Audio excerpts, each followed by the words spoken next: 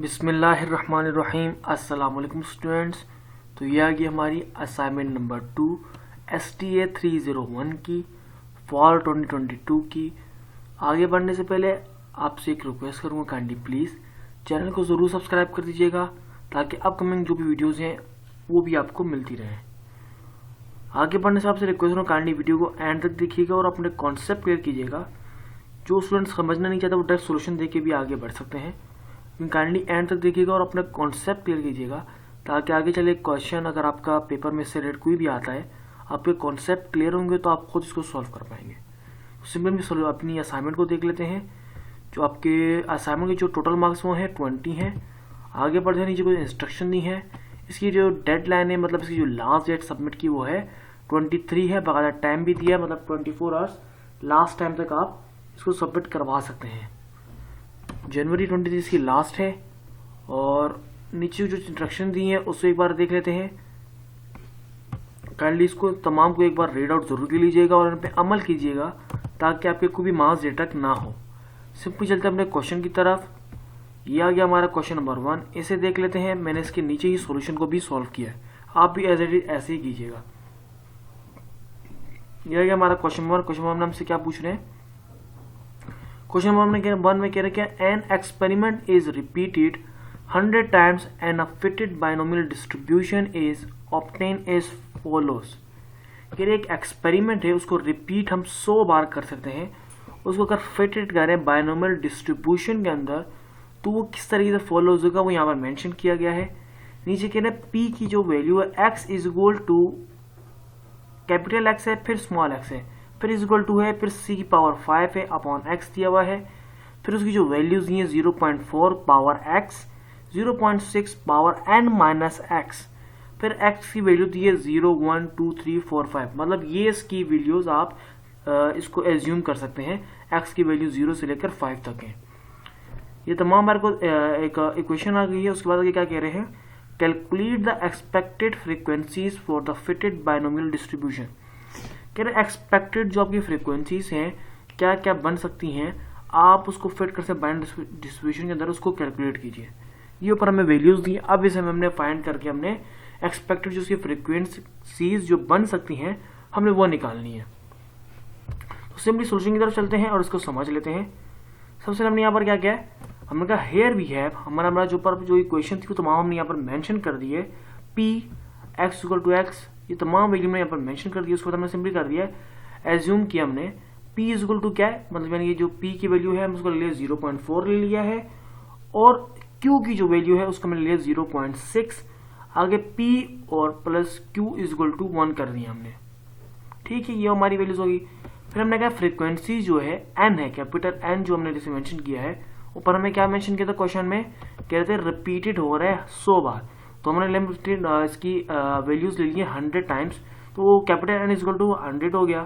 फिर स्मॉल जो है उसको हमने एज्यूम कर लिया 5, 0, 1, 2, 3, 4, 5 हमें यहाँ वैल्यूज x की दी थी। यहाँ पर n की जो वैल्यू थी हमने एज्यूम कर लिए 5। अब आगे बढ़ते हैं, हमने px फाइंड करना है, px हमने फाइंड करना है। तो हम आगे बढ़ते हैं। तो हमने क्या किया है, px फाइंड से हमने लगाया अंदर जो x की जो हमारे पास वैल्यूज है बहुत सारी हैं, 0 से लेकर 5 तक है ना। तो उसमें हमने 0 पुट किया है। तो p0 हमने इज इक्वल टू लिया, तो हमने तमाम वैल्यूज जो ऊपर हमारे को मेंशन थी वो पुट कर दी है। 5co कर दिया, ऊपर जो वैल्यूज थी वो हमने एग्जैक्टली यहाँ पर पुट की हैं। उसके बाद 0.4 एज इट इज आ गया, 0.6 भी एज इट इज आ गया। x की वैल्यू हमारे पास क्या है 0 हमने यहाँ पर ये, तो यहाँ पर जो c के ऊपर जो यहाँ पर आपको इक्वेशन में दिख रहा है, ये c के जो हमारे यहाँ पर 5 है, ये एज इट इज 5 यहाँ पर ये है 5। 0 जो हमारा पे शो हो रहा है वो x की वैल्यू है, मतलब 5 ये 5 की वैल्यू है c की, और x की वैल्यू क्या है वो 0 है, 5c 0 हो गया। उसके बाद 0.4 के बाद हमने 0 लिखा है। 0.4 पर जो x की वैल्यू हमने लिखी थी, यहाँ पर देखें आप क्वेश्चन में देख लें x लिखा हुआ है। तो x की वैल्यू हमारे पास क्या है 0 है, वो हमने एग्जैक्टली पुट कर दिया यहाँ पर 0। उसके बाद हमारे पास वैल्यू क्या है, इसको थोड़ा जूम इन और कर देता हूँ मैं ताकि आपको थोड़ा क्लियरली नजर आए। अच्छा, फिर उसके बाद हमारे पास वैल्यू क्या है 0.6। 0.6 के बाद क्या है, वैल्यूज क्या दी है n माइनस एक्स। n क्या हमारे पास वैल्यू 5 है, 5 हमने पुट कर दी है। x की वैल्यू क्या है वो 0 है, तो माइनस हमने 0 पुट कर दिया है। उसके बाद ये पावर तो एज इट इज रहेंगी, 5 में से -0 की तो 5 का 0 एज इट इज रहेगा। सिंपली स्क्वायर हमने इसको हमने पे सॉल्व किया है, P0 को, इसका 1 आ गया, इसका भी 1 आ गया, इसको हम सॉल्व करेंगे पावर से, और 0.6 के मैंने पावर दी, क्या दी है 5 - 0 था, इसको मैंने सॉल्व किया तो 0.07776 आ गई हमारी वैल्यूज। अब इन तीनों को आपस में मल्टीप्लाई करेंगे तो हमारे पास क्या आ रहा है 0.07776। इसको हमने बकायदा सॉल्व किया तो हमारे पास P0 की वैल्यू क्या आ गई है 0.07776। ये हमारी P0 की वैल्यूज आ गई है। उसके बाद हमने आपको क्या करना है P1 को सॉल्व करना है। P1 1 से मुराद मतलब x की वैल्यू हम ले रहे हैं 1 ले रहे हैं। x की वैल्यू 0 से लेकर 5 तक थी ना, तो अब x की वैल्यू हमने 0 लिया तो 0.07776 आ गई वैल्यू। अब P1 हम ले रहे हैं, x की वैल्यू 1 यहाँ पर पुट करेंगे, वहाँ पर हमने क्या इसको सॉल्व करना है। फिर P की वैल्यू हमने 1 जब पुट की, इज इट इज ऊपर जो हमारी वैल्यूज थी वो वैसी n की वैल्यू 5 की 5 ही रहेगी। जहाँ हमारे पास x था वो हमने 1 कर दिया, यहाँ पर 0 था, अब x की वैल्यू हमारी 1 है, यहाँ 1 पुट कर दिया है। यहाँ पावर में हमारे पास 0 था, हमने 1 की वैल्यू पुट कर दी। यहाँ 5 - 0 था, हमने 1 की वैल्यू पुट कर दी है। एज इट इज हमने पुट करी, उसको डायरेक्टली सॉल्व किया है, हमारे पास आ रहा है 5, 0.4, 0.1296। सिंपली इसको फिर आपस में सॉल्व करेंगे तो हमारे पास आंसर क्या आ रहा है 0.2596। ये हमारे P1 की वैल्यूज आ चुकी है। अब आगे बढ़ते हैं P2 को एज इट इज सॉल्व करेंगे। ये जो हमारी 1, 2 हो रहा है ये x की वैल्यूज है, हमें 0 से लेकर 5 तक x की वैल्यू दी, हम तमाम मेंशन करके उसका आंसर निकाल रहे हैं। एक्सपेक्टेड जो हमारी फ्रीक्वेंसीज बनेंगी फिर उसको हम निकालेंगे। फिर P2 में हमने simply as it is values put की है, सिर्फ हमारे पास x की जो वैल्यू यहाँ पर 2 होगी हमने वो हमने चेंज करनी है। यहाँ c के बाद हमने 2 लिख दिया, पावर में 2 डाल दिया है, 5 माइनस पावर 2 कर दिया है। एज इट इज को सॉल्व करेंगे, हमारे नीचे वैल्यूज आ रही है 10, 0.16, 0.216। फिर एज इट इन सबको सॉल्व करके लास्ट हमारे पास जो P2 की वैल्यू आ रही है वो आ रही है 0.3456। ये हमारी P2 की वैल्यू आ गई है। फिर एज इट इज हम P3 निकालेंगे, सिंपली पावर चेंज हो रही है x की पावर यहाँ 3 थी तो हम एज इट इज हर जगह पे 3 पुट करेंगे पावर के अंदर भी। तो एज इट इज को जब सॉल्व किया तो हमारा जो वैल्यूज आ रही है वो आ रही है 10, 0.604, 0.36। एज इट इज इन तीनों को जब हम सॉल्व करेंगे तो हमारे पास लास्ट जो P3 की वैल्यू आ रही है वो है 0.2304। ये P3 भी हमारा सॉल्व हो गया। अब आगे बढ़ते हैं, अब हम सॉल्व करेंगे P4। तो P4 हम सॉल्व करेंगे तो P4 में हमने क्या करना है x की वैल्यू हमने 4 पुट करेंगे। एज इट इज तमाम जगह मैंने अपनी जो इक्वेशन में हमने पुट कर दी 4 की वैल्यूज, x की जगह पे 4 की वैल्यू, उसको जब सॉल्व किया तो हमारे पास आ रही जो वैल्यूज आ रही है 5, 0.0256, फिर 0.6। इन तीनों को आपस में सॉल्व करेंगे तो हमारे पास जो आंसर लास्ट में आ रहा है P4 की जो वैल्यू आ रही है वो है 0.0768। फिर इसी तरीके से P5 हो गया, लास्ट जो x की वैल्यूज आ गई हमारी वो हमने 5 हर जगह पुट कर दिया है। P5 की वैल्यूज हमने आगे यानी कि तमाम सॉल्व की, उसके बाद हमारा आ रहा है 1, 0.010241। इन सब को आपस में हमने सॉल्व किया तो हमारे पास लास्ट जो आंसर आ रहा है वो आ रहा है P5 की जो हमारे पास वैल्यूज आ रही है वो है 0.1024। तमाम हमारे ऊपर x की वैल्यू जो हमारे यहाँ पर दी थी 0 से लेकर 5 तक दी थी, इन सबको हमने पुट करके इनकी जो वैल्यूज आ रही हैं वो हमने निकालनी है। अब वो वैल्यूज निकल के आ गई हैं। अब आगे बढ़ते हैं, हम लोग सिंपली चलते हैं, एक्सपेक्टेड फ्रिक्वेंसीज हमने जो निकालनी है उस पर चलते हैं। ये हमने टेबल एक क्रिएट किया है। अब ये हमने निकाला कैसे है, सिंपली x की वैल्यू 0 से लेकर 1 to 5 तक ये कॉलम बन गया। उसके बाद p और x मतलब px की जो हमारी वैल्यूज हमने निकाली थी 0 के साथ लगा के, 1 के साथ लगा के, 2 के साथ जो हमारी जो वैल्यूज सारी निकल के आई हैं वो हमने तमाम यहाँ पर मेंशन कर दी है। फिर जो हमारी जो px n equal to expected frequency जो बनती है हमने वो निकालनी है। अब इसको हमने निकाली कैसे है, आप देखिए 0 पॉइंट, मैं आपको यहाँ पर कैलकुलेटर ओपन कर लेता हूँ, ये निकली कैसे है आपको ताकि समझ आ जाए। ये हमारा आ गया CLC, ये हमारा हो गया कैलकुलेटर ओपन हो गया। सबसे पहली वैल्यू हमारे पास क्या है 0.07776 multiply by 100 is equal to आ गया 7.776। अब आप बोलेंगे हमने यहाँ पर क्या कहते हैं इसको मल्टीप्लाई करके 100 से मल्टीप्लाई क्यों किया। सिंपली जो आपको मैंने ऊपर मेंशन किया था कि नंबर ऑफ टाइम्स कितनी है, क्वेश्चन में आप देख लें एक्सपेरिमेंट को रिपीट किया जाएगा 100 बार। एक बार हमारे पास वैल्यू है, एक बार वैल्यू हमारे पास आएगी ना, सिंपली इसको 100 से मल्टीप्लाई करके तो मतलब यानी कि उस एक्सपेरिमेंट को हमने 100 बार रिपीट कर दिया।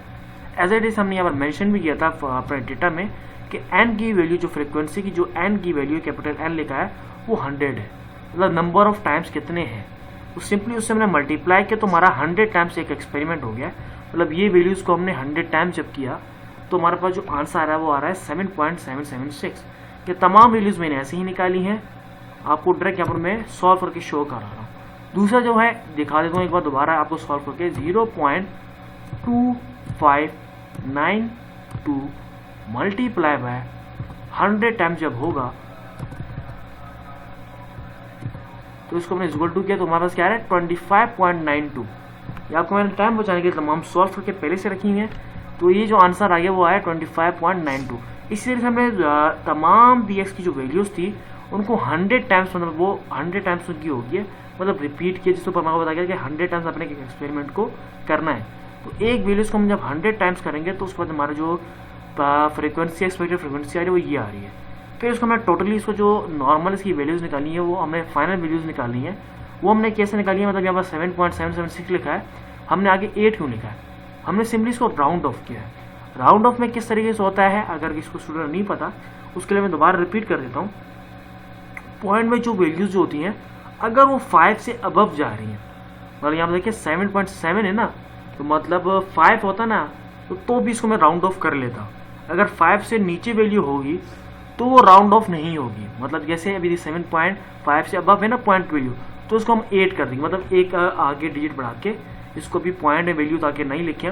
राउंड ऑफ का ये मकसद होता है कि राउंड ऑफ में का मकसद ये होता है कि पॉइंट में वैल्यू हम आगे ना लिखें, मतलब आपको जो सिंगल डिजिट है नंबर है वो आ जाए।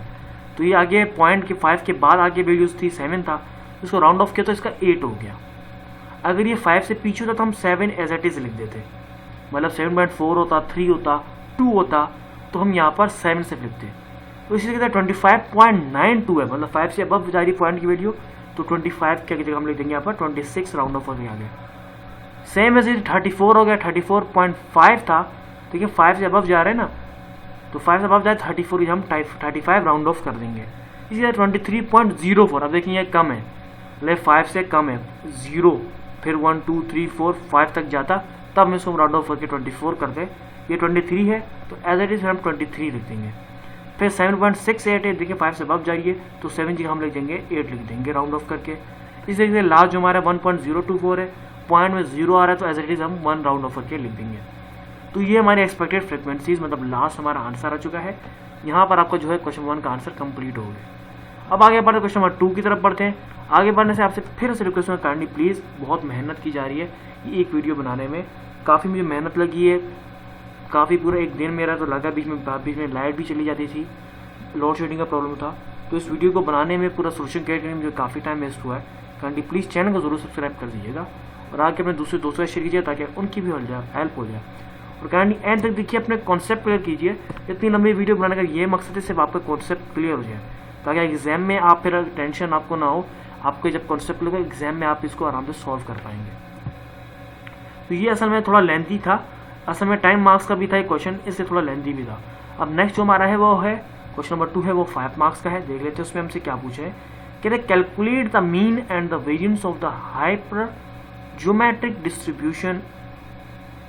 तो कह रहे हैं हमने मीन कैलकुलेट किया वेरिएंस का, इसको हाइपर ज्योमेट्रिक डिस्ट्रीब्यूशन करनी है इसकी h, फिर हमें दिए x आ गया हमारे पास वैल्यूज दिए 50, फिर कोमा, फिर 5, फिर कोमा 3, मतलब हमने इसका जो है इसका हमने मीन निकालना है।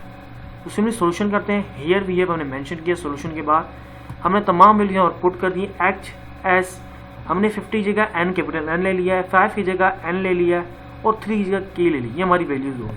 फिर हमने 100 ले लिया कि इन तमाम की वैल्यूज हमने एज इट इज डेटा बना लिया कि n की वैल्यूज क्या है, वो है 50 है, 5 की वैल्यू छोटे स्मॉल n की वैल्यू क्या है, वो है 5 है, फिर k की वैल्यू वो है 3। ये पर हमारे को क्वेश्चन में ये तमाम चीज़ें मेंशन है, यहीं से देखा हमने एक डेटा कैलकुलेट, मतलब डेटा एक अपना क्रिएट किया है। उसके बाद आप चलते हैं सोल्यूशन की तरफ। हमने कहा कैलकुलेट मीन को कैलकुलेट करने का हमारा जो फार्मूला है वो हम यूज़ करेंगे, equal to n multiply by k upon n, ये हमारा फार्मूला है। सिंपली n स्मॉल n की हमारे पास वैल्यूज क्या है, वो है 5 है, फिर हमारे पास जो k की वैल्यू वो है 3 है, और हमारे पास कैपिटल N की जो वैल्यू है वो है 50, वो एज इट इज हमने फार्मूला के अंदर पुट कर दी है। फिर इसको हमने सिंपली सॉल्व किया है, सिंपली सॉल्व किया इसको हमने, तो हमारे पास है 3/10, 3/10 को हमने जब डिवाइड किया तो 0.30 आंसर आया। अब 0.30 आया, इसको हम और सॉल्व किया हमने, इसको आगे स्क्वायर करके इज इक्वल टू n, फिर के एन, फिर हमने कॉमन आ गया n माइनस के अपॉन n, फिर multiply n minus n divide by n minus n। इन तमाम वैल्यूज़ की जगह हम इन जगह की इस जगह की मतलब अपने के अल्फ़ाबेट्स की जगह हम अपनी वैल्यूज़ पुट करेंगे। अभी यहाँ पर नीचे जो स्टेप में हमने अपनी तमाम वैल्यूज़ पुट की है, फिर उसको एज इट इज़ सॉल्व किया, जहाँ माइनस होता है वहाँ माइनस करके फाइनल वैल्यू हमारे पास यही है। उसका फिर हम इसका टोटली हमने इसको सॉल्व किया है, जो हमारे पास लास्ट आंसर आ रहा था वो था 31725 अपॉन 122500। तो ये हमारे पास टोटल वैल्यूज है, इसको हमने जब इजिकली डिवाइड किया तो हमारे पास लास्ट जो आंसर आ रहा है हमारा, आ रहा है मीन जो निकल के आ रहा है वो आ रहा है 0.25898।